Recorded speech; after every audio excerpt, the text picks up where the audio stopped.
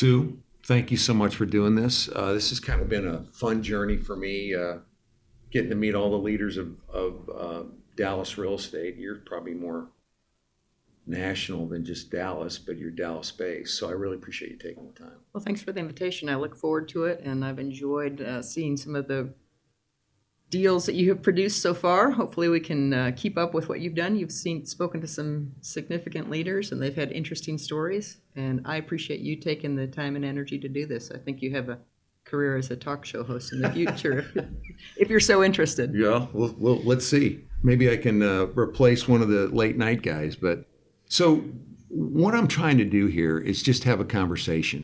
And I kind of think our target audience is just trying to learn how people that have accomplished what you've accomplished get there. And, I think a lot of times people just have a view that I think is flawed, and it's really just about basics, in my opinion.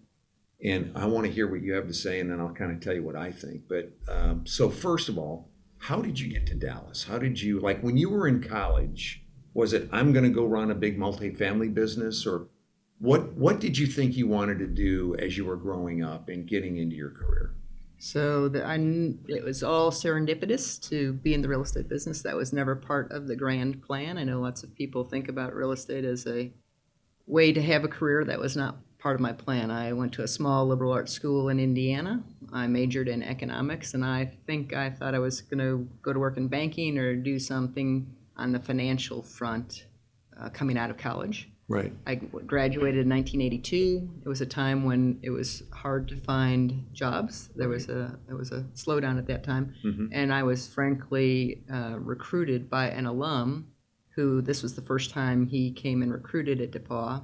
And just to show you how. So you went to like interviews there? Went to interviews there just to show you how naive I was. That's great. He came and was setting up something on campus, and I remember Career Services called and said, "Hey, there's a new organization that's coming to campus. Do you want to interview?" I don't think that happens anymore, but they called and said, "Do you want to interview?" They did it when I was in school, for sure. And I said, "I don't know. Do you think it's a good company?" This is at a time where you can't find jobs, and I was trying to be selective. Right. And they said, "Oh yeah, it's a good company." So fortunately, I said yes, and was hired as a financial analyst for a real estate tax syndication firm that was based in Stamford, Connecticut. Went there, fell in love with the real estate industry. When I was hired, it was a small shop. I think I was the 33rd or 39th employee. I was with that organization for a total of 5 years, and in the period of time that I was there, the company grew from 30 plus employees to 1,500 plus employees because we grew in the segments of the business. So in addition to just setting up the tax shelters, we became general partners of the business. We set up a management company, sort of grew what we were doing. So I had a great opportunity in the organization to move quickly and take on lots of different jobs because it was growing so quickly. One of the things that I was asked to do after I'd been in Connecticut for 3 years was to move to Dallas for a period of 2 years. We were struggling with our property management company. It was starting up. They said, "Sue, would you go to figure out what's wrong with the property management business, fix it, and come back?" There was nothing wrong with the property management business. It was the mid-'80s. Tax laws were changing. The world was changing. Yeah. And so that's how I got to Dallas, and I've stayed there ever since. And so were your parents professionals? I mean, were they people that you wanted to emulate, or, what kind of lives did they live? Yeah, absolutely. So my dad worked for one company his whole life. He worked for Illinois Tool Works, Fortune 500 company. He is an accountant. So he was okay. So financially based. And my mom was a school teacher. She stayed home. I have one sibling. I have an older brother. So she taught before he was born, stopped teaching when he was born, and went back to teaching when I was in the first grade. So, and frankly, she did it because the family loved to travel, and she thought if she brought in some extra income, that would give us the opportunity as a family to travel. So when I was young, I looked up to my dad. My dad was in the real estate business in a small town. So I kind of always gravitated that way, even though I didn't know what it meant. Like when you were growing up, I mean, were you always career driven, or did you always know that was going to be important to you?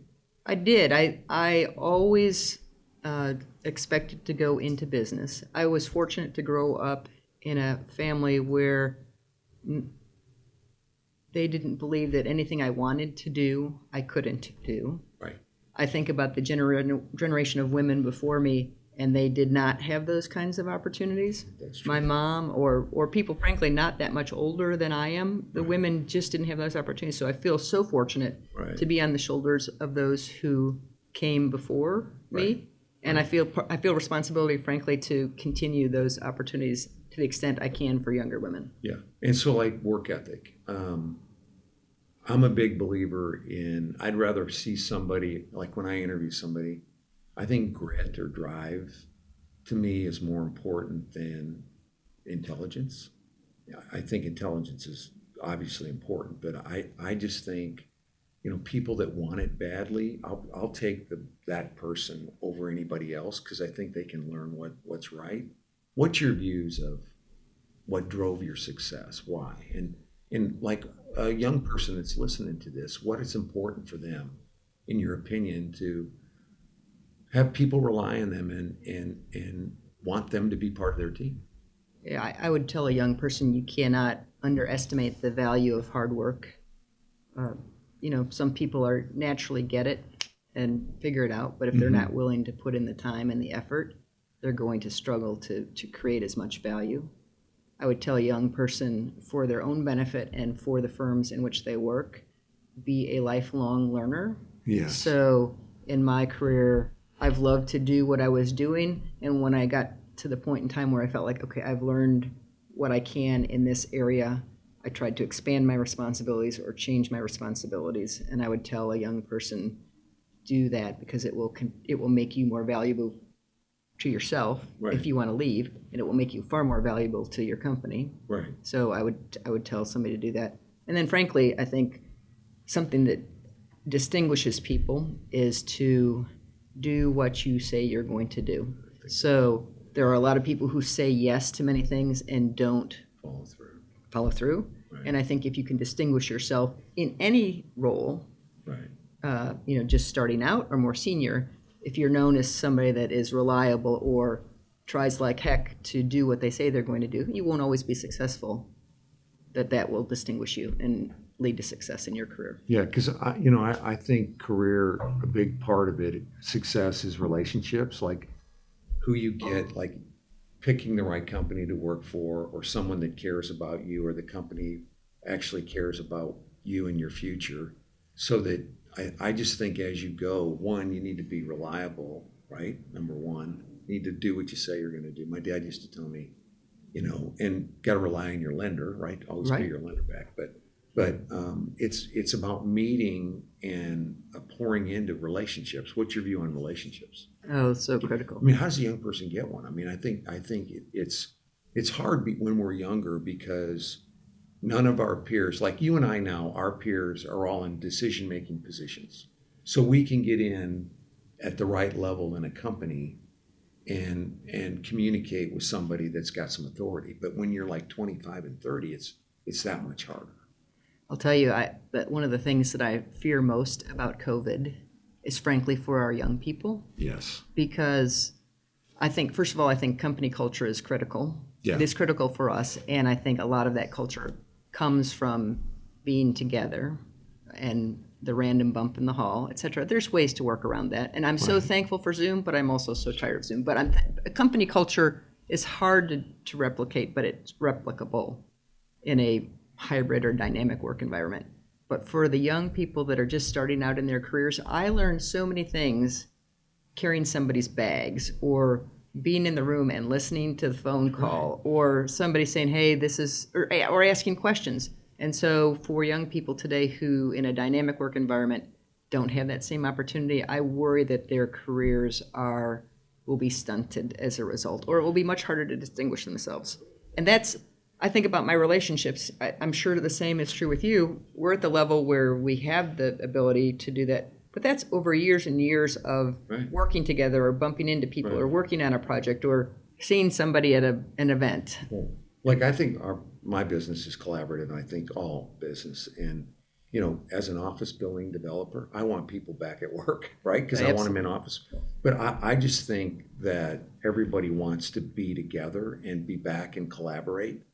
And I totally agree. You get somebody that's young, that's trying to climb in a business, they don't get the relationships or the face time with those people that can really make a difference. I think Jamie Dimon just came out and said, the people that are going to get promoted are the people that are in front of me every day that I build a relationship I with. agree. And learning by osmosis. And so what is your company? What are you doing about going back to work, and when do you think you guys will be back to work? So last June 2020, we said everybody on a voluntary basis back to work in the office, complying with local regulations. Another challenging thing about COVID, frankly, is the regulations here are different than they are there, and different than home. So sort of managing that as a company is a story over a glass of wine or And two. have you found people wanting to come back? So I would say we had 30 or 40% of the people come back. May of 2021, we said, okay, no longer voluntary, back to the office on that same schedule, complying with whatever the local regulations are, unless you have a valid reason not to come back. Our plan was to go to more frequency in September of this year. Delta made us say pause on that, so we have not set a date for a more than 2 or 3 days a week. That will come soon on a required basis, recognizing that many of our corporate associates travel. And don't forget, I'm talking about corporate associates. For my on-site associates, Right. they've been at work They've been there every every day Right. throughout this. Thank goodness for them. I mean, they are the heartbeat of the organization, and they have been frontline workers, taking care of our residents, protecting themselves. But so back to corporate office, we'll come back to that. During the Texas winter storm, it was so apparent to me how important that creativity and collaboration by being face to face. We had people in here mask to mask at that time, and it was palpable the difference that it made having people in the same room. So in answer to your original question, do people want to come back? Some do. Some people, it depends on the role. Some people say, I can do this role perfectly fine working at home. And maybe they can. But I'll tell you from my personal perspective, I don't pick up the phone and ask a question that I might if I'm walking down the hall and bump into somebody. Totally agree. And you just can't replicate the creativity that happens as a result of those random bumps. So do you think that there'll be a day or a date when it's safe to come back and you're going to say, please come back? And the second part of that is, do you think there will be functions that will not come back, that will work a lot more remote than maybe before COVID? I think in our organization, we will probably ask people to come back at least some of the time. Yeah, that's what we're doing. But I don't think I don't anticipate today a position where we'd say it's not important for you to be back in the office, at least at some point. Yeah. I think it will be dynamic. Okay, so COVID. So I went into COVID thinking 90 days, it'll be over. Had no perception of the depth of it. I didn't respect it early, then I respected it, then I got tired of it, and then I started living. But so COVID for me, I want more balance than I did before. I kind of got to where I don't want a slow pace, but I like a slower pace, more balance. Anything come out personally or professionally out of COVID that kind of where you've got a different view than you had before? Well, I learned some things about myself. I, like you, when COVID hit, I think we did our business model saying July 1st of 2020, we'll be back to full force. Yeah, that's what I thought. And obviously that was crazy. No chance. What I learned about myself is I'm an introvert and I travel a lot, so I'm not always in the office regularly. I'm seeing our people. I learned how much I missed that personal interaction with people, or how much energy I get from hearing the activity that happens in the office or interfacing with our team in the field. Right. My happiest days are when even though I'm an introvert and draw my energy from maybe time away, Right. to recharge. Right. I draw so much energy from being around our team. I'm so blessed to work with such a great team of people that I didn't realize that about myself, how much energy I draw from that. So that's really important to me going forward. With respect to I have a 91-year-old mom who lives in Dallas. And for the first few months of COVID, she actually, sort of the day COVID started, she fell and broke her nose. And so she came and lived with me for 2.5 months. And frankly, that was a great blessing as well. It's an opportunity that I would not have had to spend that much time with her otherwise at that point in life. So that was great. She's independent living, but and is she mentally sharp at 90? she is. That's She is. awesome. That's a blessing. It is. She's got great genes in her family. Her mom lived to be 108, and so I hope that she continues to do that and takes care of me in my old age. Yeah, for me too, it was I missed the people, the collaboration. I liked. I also think, I got to where I got tired of being on hold, if you know what I mean. I didn't stay on it very long, and I just said, I'm going to start. I started driving, looking for sites, and just doing things. So I felt like I always feel better if I'm moving forward. But I do think there's been a shift, right? Probably some good stuff, as much as bad. I mean, the deaths and the pain and all that's happened. But I kind of think COVID's got us all appreciating each other a little bit more than we did before. I think you're right. Yeah. I think you're right. So as an office developer, I look at people in the multifamily business and kind of feel like you're cheating because it's so much, it's just so much in vogue. And give me your view of your industry. I mean, it seems like did COVID, how was COVID for your business? I mean, how did you treat your customer? Like, did you have people needing rent deferrals and stuff, et cetera? What was that experience like? So I feel fortunate to be in an industry where what we provide is not a want, but it's a need. Right. And that's a fundamental difference in our segment than others. And so that's a difference. Huge advantage too. It's a huge advantage. Yeah. Obviously, COVID for us, when it hit, we saw, like all segments, except perhaps industrial, saw a big tail off. But, didn't know what was going to happen. We were very worried about what kind of rents we were going to collect, what was going to happen with the collections, what was going to happen with vacancy. Vacancy went down. We had a 9-week period of time where typical amount of traffic for us, compared to typical amount of traffic, was 40% of what was normal. Rents dropped a bunch. But then it was followed by a 5-week period of time where we had 150% of what was normal. To your point, people sort of shocked, stayed in place for a while, and then started living again. Life started happening.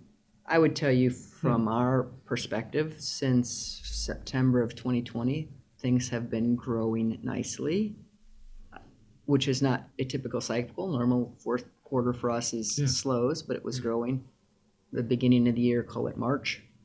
It's like somebody flipped a light switch on. So it's crazy how positive it is. How we treated our residents, absolutely prepared to say, and created rental payment programs, went out. As an industry, I've been very involved in the National Multifamily Housing Council, so we came out as an industry and said, look, we need to set up programs to really work with our residents. Nobody wants residents to be evicted or out on the street. No. This is a business we're in. So created all kinds of protocol for safety, again, complying with all the different regulations depending on the city were different. It would have been nice if there was one set of regulations and we could say, here's what we're going to do. We did have the benefit as an organization of having lots of practice with natural disasters. We live in areas where there's hurricanes, different things like that. So we pulled out the playbook and adjusted. We had protocol for back when we were talking about SARS or swine flu. So we had protocols. We married that all together. We built cross-functional teams that met 3 or 4 times a week and created the right thing. We set up systems for payment programs, everything that we could to work so you with our were residents. relational, right? We're relational, absolutely. Right. Collections, frankly, never dropped off. And there is a severe housing shortage in the United States. It's bifurcated, but there's not enough housing for the U.S. population. There's more acute need at a lower income level than at a higher income level. But there is a shortage of housing. And frankly, now we're just on the tails of what's happening in the single family home market. Yeah. The housing prices are skyrocketing. The thing I don't understand is why so many cities have a negative view of multifamily when it's such a, like for me, if I'm building an office building, I need multifamily. I need walkable housing and retail and mixed use type developments. But those are the bodies, those are the people that feed everything that the cities want. Absolutely. And I don't know why there's such they just, and I don't want to talk negatively about cities, but they just don't get it. They don't. And frankly, there's been some bad actors in the Right. ownership land of multifamily. But there's, even in the entitlement process, there's a belief that we don't want a bunch of renters. The students are going to come in and take our school districts down. Right. Or I think they're inappropriately worried about issues that won't happen. But there are bad actors and good actors on all front. And frankly, nothing makes a city more vibrant, in my opinion, than live, work, play. There's a lot of conversation right now, and has been during COVID, that everybody's going to move out of the city to, they want to spread out. They want to go to the mountains or the beach. And some people do, and some people can work from home. That's great. Sure. I do not believe the city's dead. I think a lot of young people moved out Totally agree. with their parents for a while. They got there and they said, oh gosh, this stinks. I don't want to be here. This is Dullsville.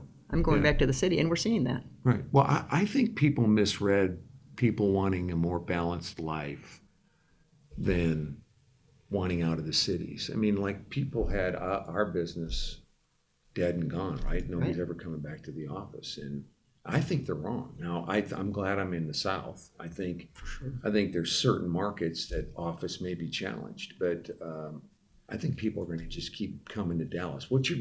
I agree, but I'm going to ask you a question first. What are you seeing on the leasing front on the office side? Has activity picked up? Okay, so I own 3 million feet, right? And I'm a trader, so I don't keep things long term. But I have 3 million feet. I was building 3 buildings during COVID. I had 13 tenants go away, file bankruptcy or go away.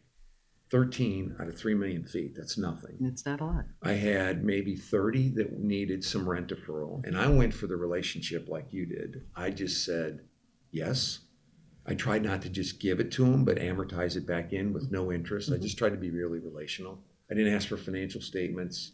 I mean, if they've been a good tenant, why do I need to go put them through a bunch of baloney? And why do you want to refill them with somebody else that you don't? Well, and a lot of people I think were predatory. They tried to get more term and stuff. I didn't do any of that. And I think that'll pay.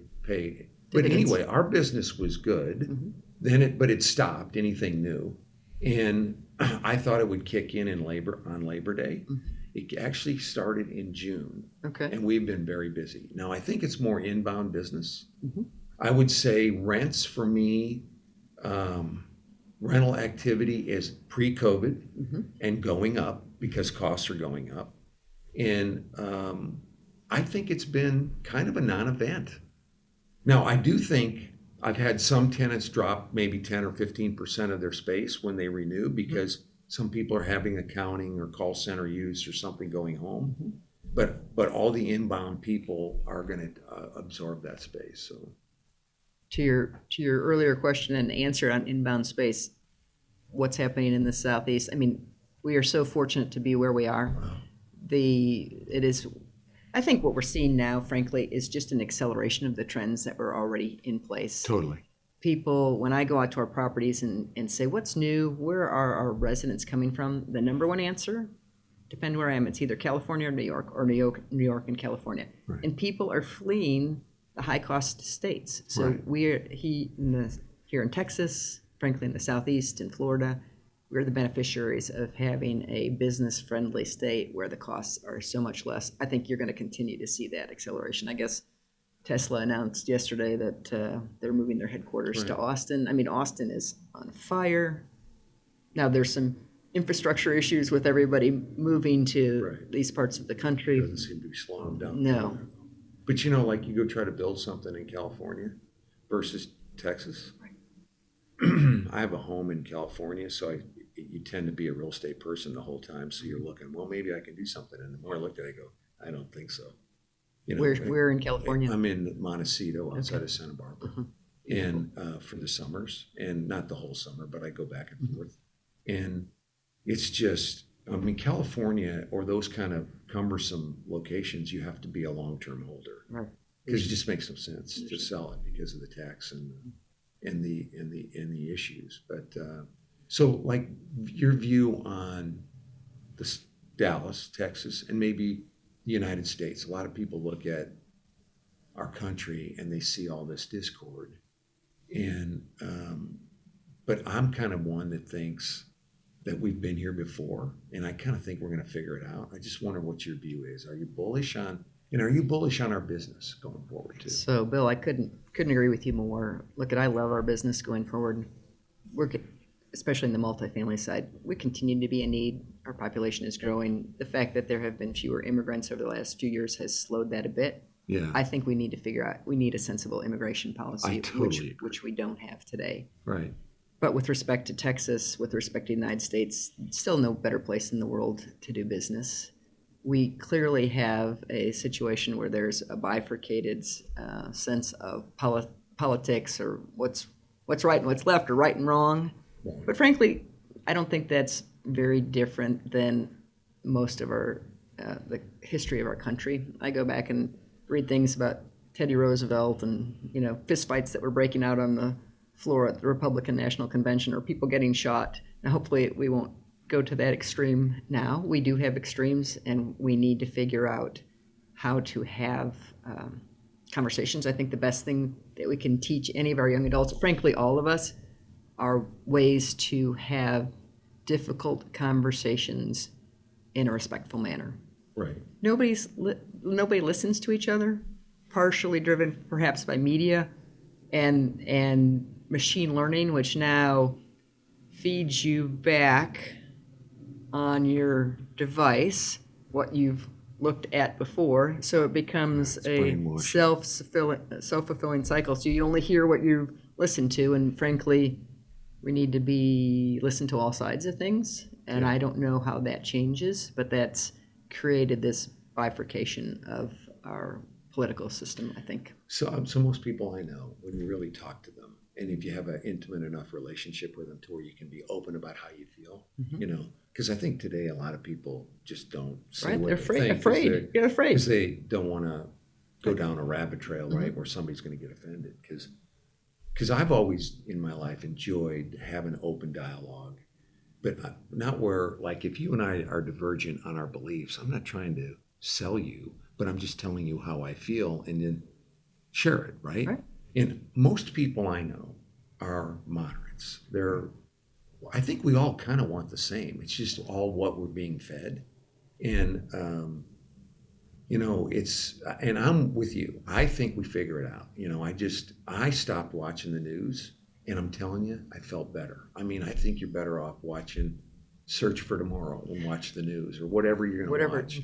And I'm not a big TV watcher, but I just think the news is slanted, and it's slanted one way or the other. On all sides. And I think it divides us. Yeah, I couldn't agree more. Yeah. I don't know how we break that cycle. Right. But I don't know that it's very different that it's been for many years of our history. Right. Okay, so you were in the second ALC class. I was, yes. So tell me a little bit about that and how your involvement at TREC has benefited you in your career. I mean, is there anything come to mind there?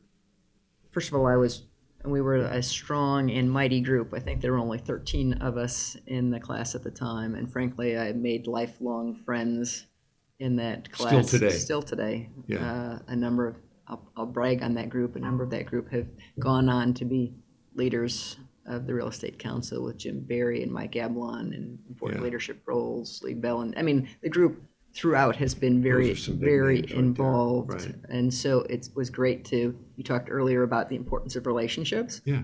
Those are people I may have met along the way, may not have met along the way, but they're lifelong friends and they're great. I mean, think about all the things that those folks and everybody else in that class has done. So that's been terrific. For me, at the time, I was moving into the development side of business. I told you I've done lots of different parts of business, segments of the business, and frankly, a lot of that group was more important relationally in the development side of the business to me, so what they did. So that's been quite valuable. And then just watching that group and their success, I think has inspired all of us to lean in and do what's right, do what's right for the community, right, and be involved. So it's great. It's been a terrific learning opportunity. And again, I just think life's all about the relationships, right? Meeting the right people and then pouring into those relationships. And then, because, and one of the things for me with TREC, I got to TREC late. I was a member of NACTAR and I was in a lot of real estate related groups. And I always looked at TREC positively. I always thought that's best in class, but I was just never a member. I'd never been asked to be a member. And then maybe 5-6 years ago, I got involved and I went to a board meeting and a couple, and I didn't really have much going on. And I went back to, it was Rand Holman at the time. I said, Rand, you got to give me something to do because I got to feel like I got to get plugged in here. And he plugged you in. He did. He did plug me in. I plugged my, I was going to say, we took care of that opportunity for you. Right, but great. It's been a great ride because it's really all the relationships. It's the people. It's just unbelievable. Swope and Ablon and all the people that are just really special people. Yeah, think of the leaders that have gone through there and how committed they have been to not only our real estate industry, but to the community. I really believe it's the good hearts and minds that are dedicated to making this place better. Yeah, and I think it's a bunch of can-do people. Agreed. I just think it's best in class people. It's awesome. Right. Throughout the organization. It's great. And it's a great way for young people to get plugged in. And frankly, the young guns, it's been fun to watch the organization morph and change over time. Yeah. And see it grow and create new opportunities. But I love it. I just love seeing the dynamic nature of what the organization has become. And Linda and her leadership, look, we have had a lot of great leaders in those roles. I count most of them as close friends, but it just continues. Linda's really... I think Linda's special. Like when I got chairman job, I was a little scared of Linda because I went to her and I go, I'm not one that can't tell you what I think. And she says, bring it on, Collie. And it's been wonderful. I love her. And, one, it's relationship, but I also am proud of what TREC's doing in South Dallas. Absolutely. And how they're giving back to the community. And I think they're, the loan program, the ALC, future leaders, I just think there's so many things they're doing that are really helping our industry and our city. Yeah, I couldn't agree more. Because I'm one that when the George Floyd thing and all that stuff started happening, being a white male, right? I've always had a good life. And I said, okay, I want to do something, but I don't want to write a check. I want to make sure that what I'm doing matters, but I have to go figure it out, right? Because I don't think anybody wants anybody to be mistreated or not have opportunity, right? And so I think TREC really gives you an outlet, one, to try to help and pour into it and also educate us on those kind of issues. I couldn't agree more. One of our class project for my ALC class was working in Oak Cliff, and it was helping take a neighborhood they were building some homes, low-income homes, which was great. We built a park to take advantage of that. It morphed over time into building more homes. It's the La Calle Diaz neighborhood, so down from the Eric Johnson Center there. But just plugging into a neighborhood at that level was really eye-opening to me. Right. And helped, to your point, I've grown up, very fortunate. We didn't grow up with money, but we didn't comfortable but life. I had right, a good right, life. Yeah. Good life, right. So seeing that, and frankly, my view is everything I've done with the Real Estate Council, giving back, or any charity for that matter, I get so much more out of it than I give. It really helps ground me. Gables as an organization for 20 years has we've called Gables Day. We close all of our our corporate offices and on-site offices, and we dedicate a day to the local community and giving back. And frankly, it's my favorite day of the year. And I think it is for most of our associates. And we've raised lots of money and contributed lots of hours. And as an organization, we can do a lot of things because of the experiences and skills of our team that other organizations can't. But it's terrific. But as a developer, a real estate developer, we're considered rich and greedy, right, in many neighborhoods. And so our ability to give back, whether it's dollars or time or experience and skills, is really important. So as I've gotten older, early in my life, I didn't give.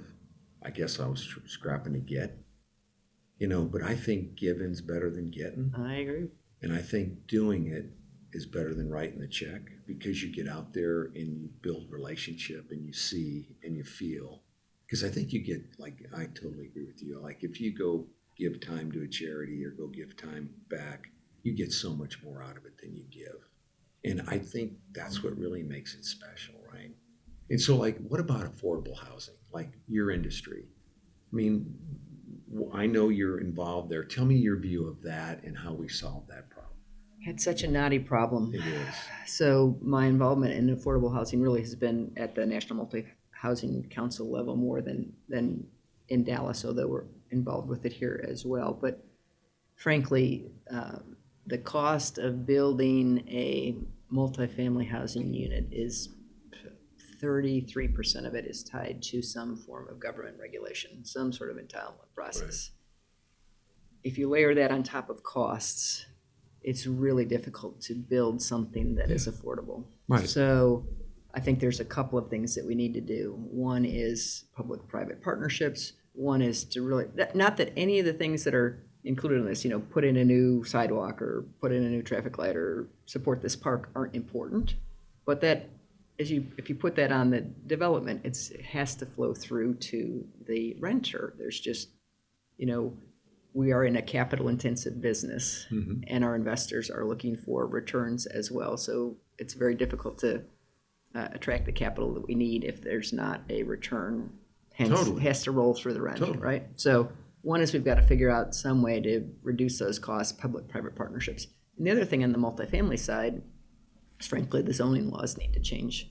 We have lots of places where you can't build density, and we have a housing shortage. And the only way that this problem gets solved is with density. Totally. And there's great ways to build density that's nice and affordable, but we need creative strategies to accomplish that. Yeah. Okay. So,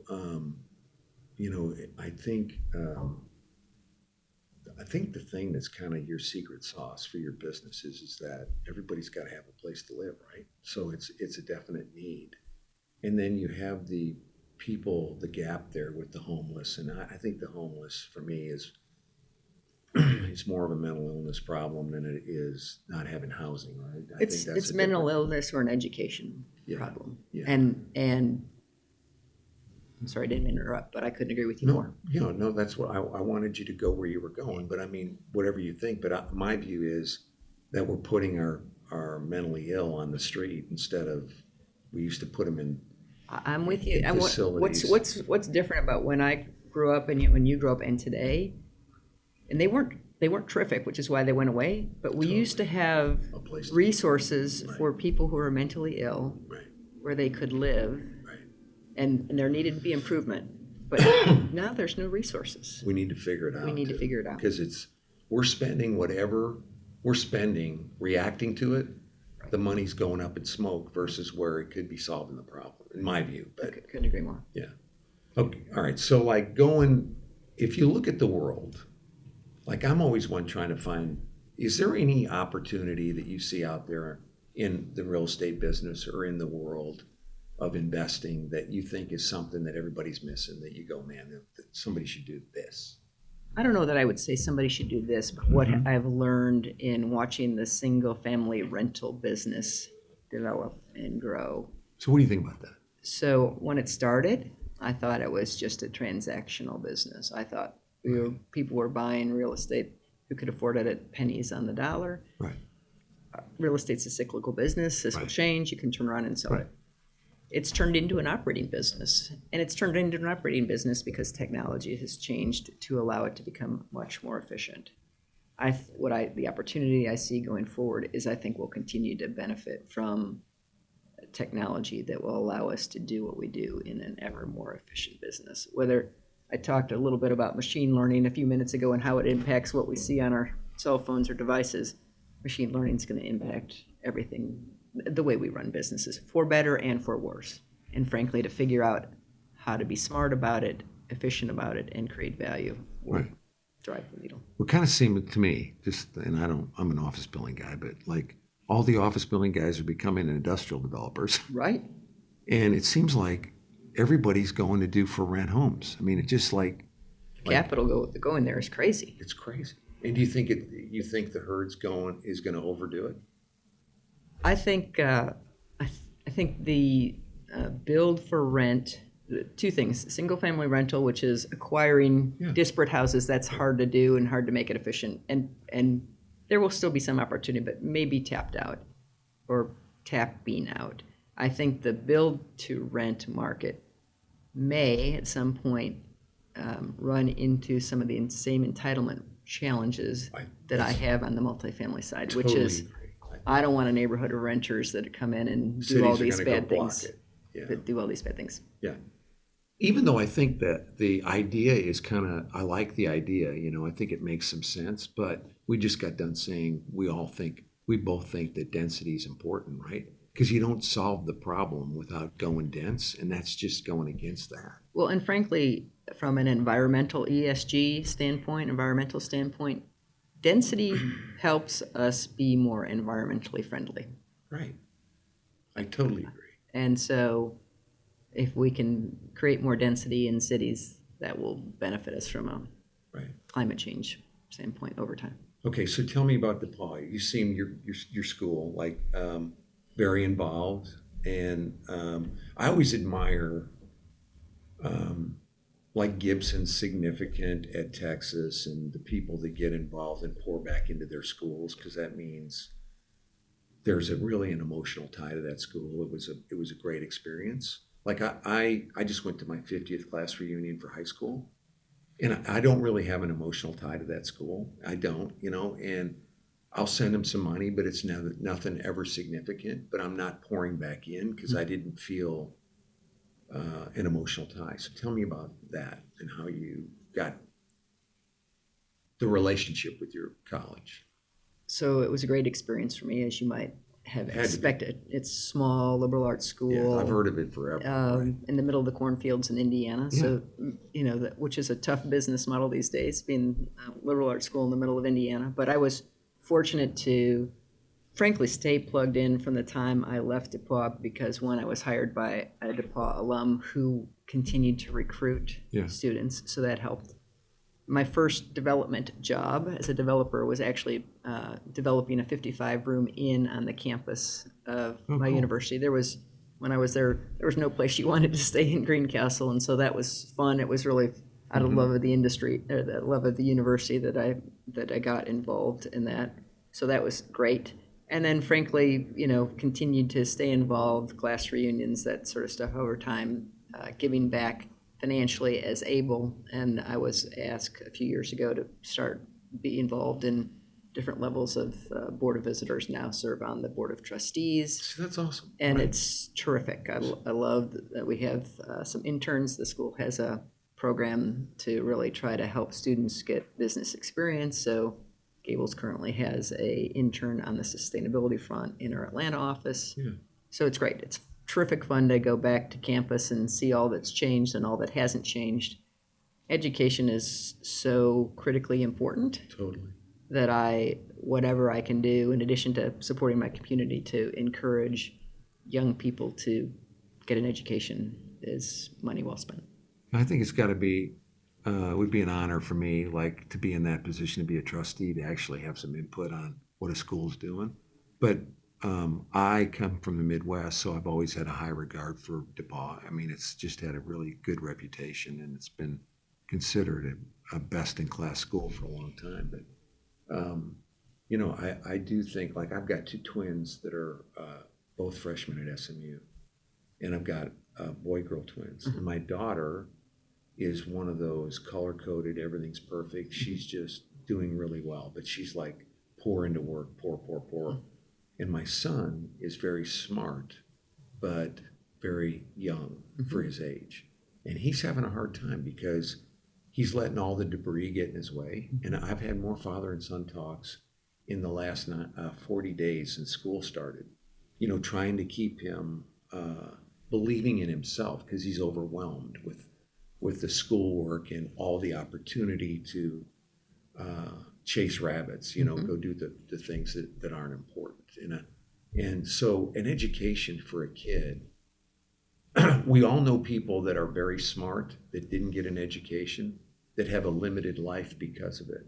And I think an education opens so many doors, don't you? Couldn't agree more. It's really so critical. And frankly, I'm sure he will find his way. He will find his people. It takes some longer than others, but for me, you know, choosing a place was about, you know, a good academic program, but I was attracted because I had the opportunity to study abroad and had the opportunity to be involved in athletics and, you know, well-rounded opportunities, which SMU has a lot of those as well. I'm confident both of your kids will find their way. Okay. All right. It's all good, Bill. Okay. Good things are coming. Okay, what about cycling? You know, I've called a few of your people and said, okay, what kind of questions? Tell me about, so I went on my first bike trip. Where'd you go? I went to the wine country in Montecito, Santa Barbara, last year. And did you love it? I loved it. And how sore was your seat after riding for a week? Big time. Yeah. So first of all, I got on the internet and I got the padded shorts and all that stuff. But It's not enough. no, it's not. And I didn't do any training, but I went on a probably what you would consider a sissy ride, right? It was pretty simple. But a lot of people on it were doing e-bikes. And I am going on one through Napa on November 1st. Excellent. Yeah. So tell me about cycling. I mean, So- do you go on trips? Do you do I that do. kind of- I've done a number of those. I love it. I love it because, well, first of all, I love to travel, which is good. I do that. I do that for business regularly. Travel quite a bit.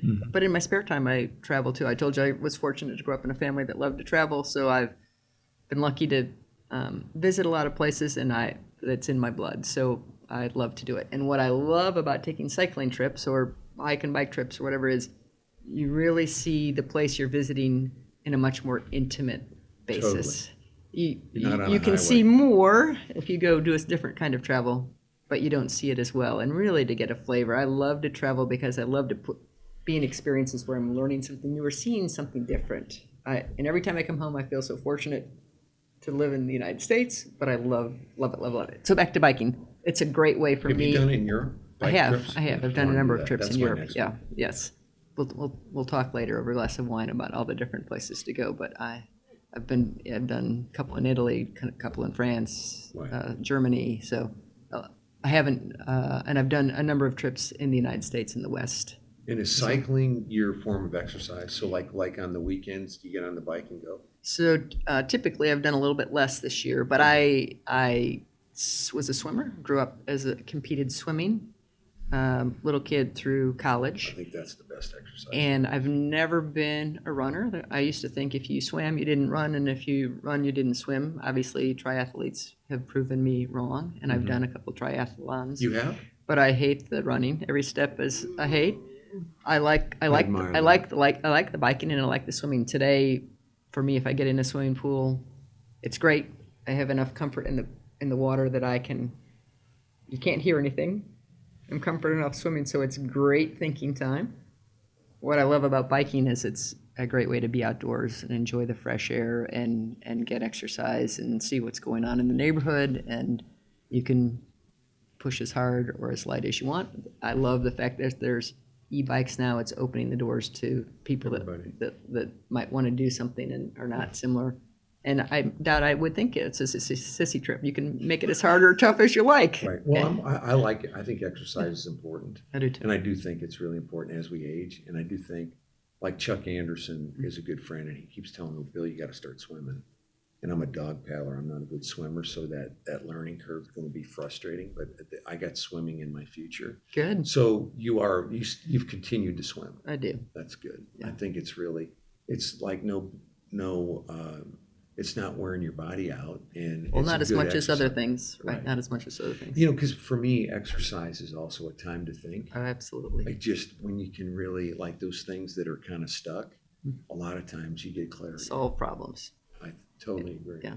So it clears the mind. And frankly, I like to work out before I come to the office in the morning I do too. because I I gotta do feel it like first thing. I come in and I'm like, I've already Right. accomplished something. Even if the rest of the day is challenging, I've accomplished something. So do you have a business biggest mistake? Do you have one that you kind of said, oops, shouldn't have done that? I don't know that I have a biggest mistake. I learned early on, I probably do, and I'm just blocking it. But but I learned early on in my career that mistakes are not terminable, right? That you're going to make a lot of mistakes in life. I used to beat myself up about them. I mean, not first mistakes I made, whatever they were. I'd like put a note on my desk. Don't ever do this Right. again. Remind yourself.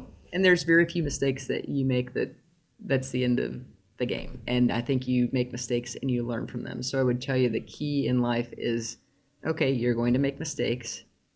The biggest mistake you make is not learning from the mistakes that you've made. Totally agree. I think I learn more from doing something, making the mistake. Like good times, you just start thinking you're smart. Right.